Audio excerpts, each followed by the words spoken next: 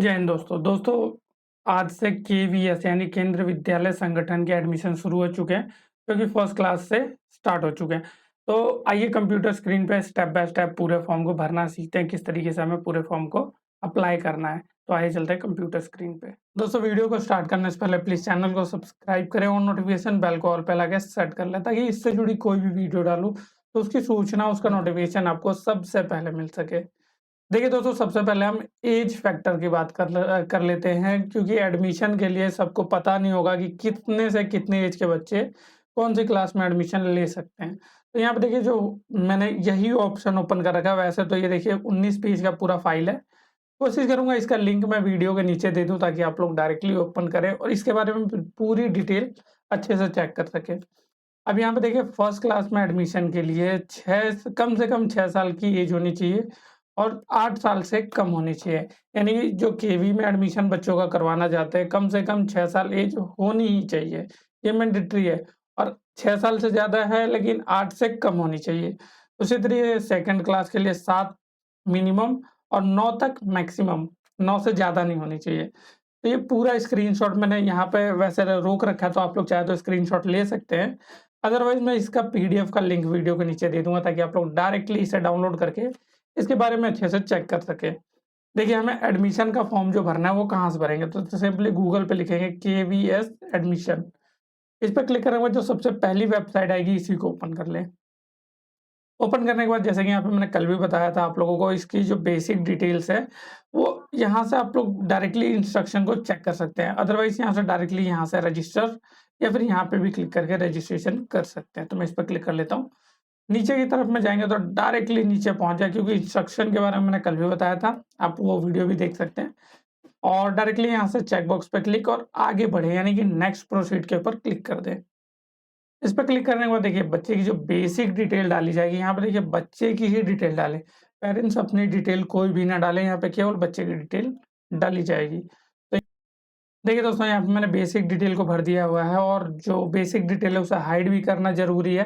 काफ़ी लोग कहते हैं इन सब चीज़ों को शो किया करो, लेकिन हम लोग वीडियो बनाते समय ये चीज़ें नहीं दिखा सकते, क्योंकि यूट्यूब की गाइडलाइन को हम इस वजह से हम लोगों को इन सबको छुपाना पड़ता था कि हमारी वीडियो रिमूव ना हो जाए।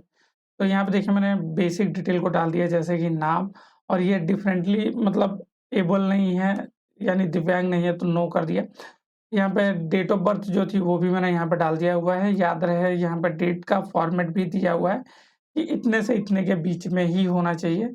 अभी इम्पोर्टेंट ये देखिए, जिसका बच्चा केंद्र विद्यालय में पढ़ रहा है या फिर एडमिशन के लिए चाहते हैं, जिनके पेरेंट्स केंद्र विद्यालय में वर्किंग हैं, तो यहाँ से यस एप्लीकेबल वर्किंग पेरेंट्स के ऊपर क्लिक कर देंगे। अगर नहीं है तो कोई दिक्कत नहीं है, डायरेक्टली इसे नॉट एप्लीकेबल पे क्लिक करके कैप्चा कोड डाल के रजिस्टर। देखिए दोस्तों, जैसे ही आप लोग रजिस्टर पे क्लिक करेंगे, जो आपका मोबाइल नंबर है उसके ऊपर एक ओटीपी सेंड हो जाएगा। वो ओटीपी हमें यहाँ पे डालना होगा। ओटीपी डालने के बाद ये कैप्चा कोड डालेंगे। देखिए, मैं कैप्चा कोड पहले डाल देता हूँ और ओटीपी को यहाँ पे हम लोग डाल देंगे। तो ओटीपी मैं डाल देता हूँ। ओटीपी को डालने के बाद यहाँ वेरीफाई के ऊपर क्लिक कर दें। कैप्चा कोड गलत बता रहा है, कोई बात नहीं, हम फिर से डाल देते हैं और अब वेरीफाई। देखिए दोस्तों, ये जो मेरा मोबाइल नंबर था और जो डिटेल थी ऑलरेडी सेव हो चुका है। यहाँ पे देखिए, आपने सफलतापूर्वक पंजीकरण साइन अप कर लिया है। तो यहाँ पे मेरा रजिस्ट्रेशन तो हो गया, बेसिक रजिस्ट्रेशन जिसे कहते हैं वो हो चुका है। तो यहाँ पे बच्चे का नाम, login ID, date of birth और मोबाइल नंबर, चारों चीज़ें यहाँ पे शो करेंगी। नीचे की तरफ में जाएँगे तो यहाँ पे क्लिक हियर टू लॉगिन का ऑप्शन होगा। तो मैं इसे कुछ नहीं, अगर आप सेव करना चाहते हैं तो इसे प्रिंट करके भी रख सकते हैं।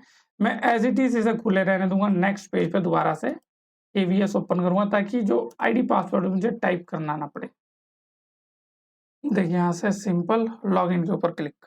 अब यहाँ पे हमें लॉगिन आईडी, तो जो लॉगिन आईडी यहाँ पे दे रखा है दोस्तों, सिंपली इसी के थ्रू हम लोग लॉगिन कर लेंगे। तो मैं एक बार लॉगिन कर लेता हूँ। देखिए दोस्तों, लॉगिन करने के लिए हमारे पास केवल 3 चीज़ होनी चाहिए, जैसा कि मैंने रजिस्ट्रेशन में भी बताया।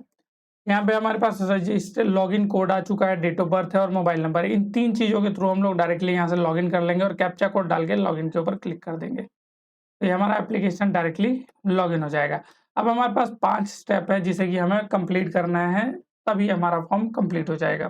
तो फर्स्ट स्टेप में बेसिक इन्फॉर्मेशन, सेकंड में हमें पेरेंट्स की डिटेल देनी है, थर्ड में हमें चूज़ स्कूल को करना है, जो भी हमारा सेलेक्टिव स्कूल होगा वो हमें सेलेक्ट करना होगा, डॉक्यूमेंट अपलोड, और सेल्फ डिक्लेरेशन इन सबमिट।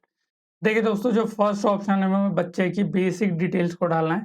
तो बेसिक डिटेल हमारी ऑलरेडी नाम और डेट ऑफ बर्थ इसके अंदर ऑलरेडी फिल है, क्योंकि हमने रजिस्ट्रेशन के टाइम में दिया हुआ था, तो वो सब कुछ इसके अंदर आ जाएगा। हमें नीचे की तरफ में आएंगे तो हमें यहाँ पे सेलेक्ट करना होगा जेंडर, लड़का या लड़की या ट्रांसजेंडर, तीनों का ऑप्शन है। तो आप इसके अंदर से सेलेक्ट कर सकते हैं कि कौन सी कैटेगरी में बच्चा आएगा। तो एक सेकेंड दोस्तों, ये मेरा कर्सर चल नहीं रहा है। यहाँ से देखिए, अब यहाँ पे मेल, फीमेल और थर्ड जेंडर का ऑप्शन है। तीनों में से अगर जो भी एप्लीकेबल है वो डाल सकते हैं। तो यहाँ पे ये मेल है तो मैंने ये सेलेक्ट कर लिया। अब नीचे की तरफ में आएंगे तो यहाँ पे देखिए 3 ऑप्शन दिखाई दे रहे हैं। कम आय वर्ग के अंदर नहीं आते हैं, यानी कि लो इनकम के अंदर नहीं आते उस ग्रुप के अंदर।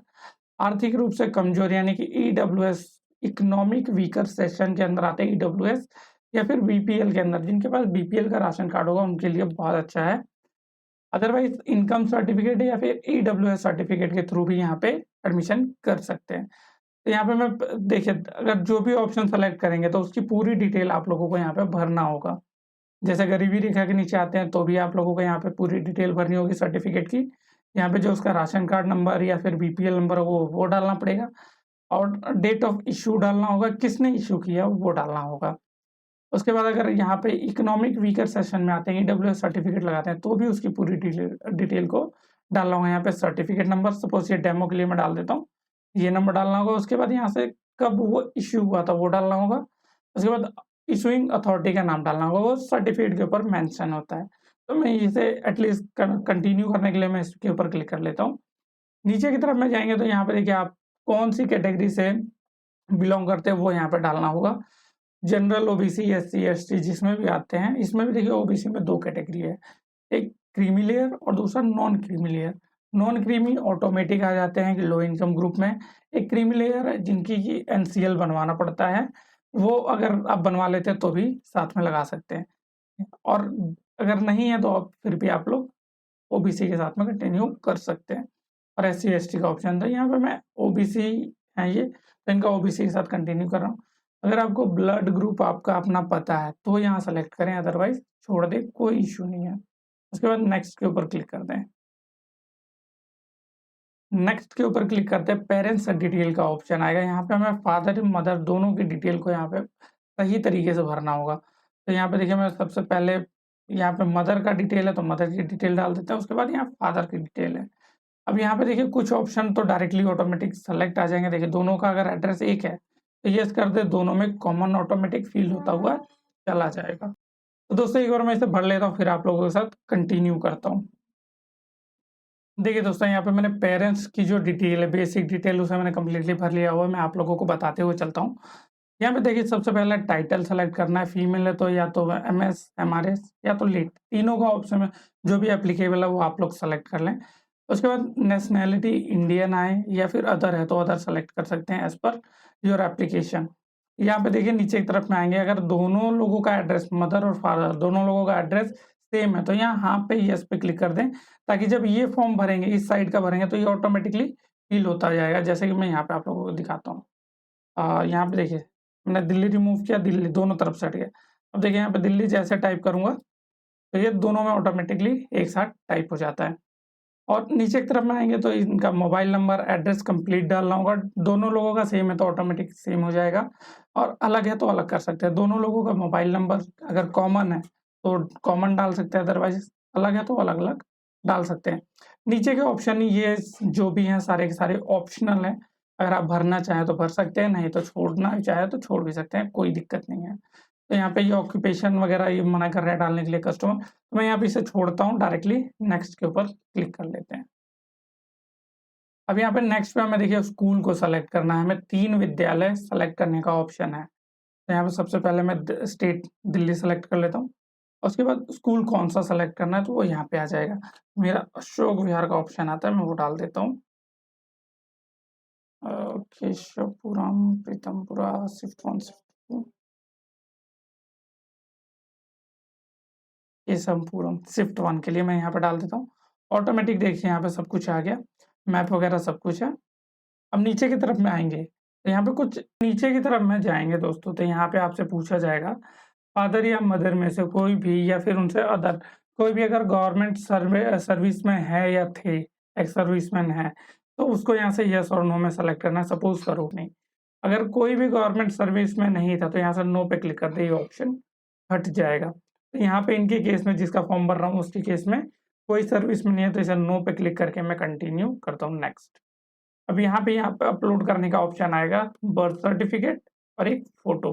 तो ये दोनों चीज़ें हमें यहाँ पे अपलोड कर देनी है और इसका साइज़ 256 केबी तक होना चाहिए और दोनों ही ऑप्शन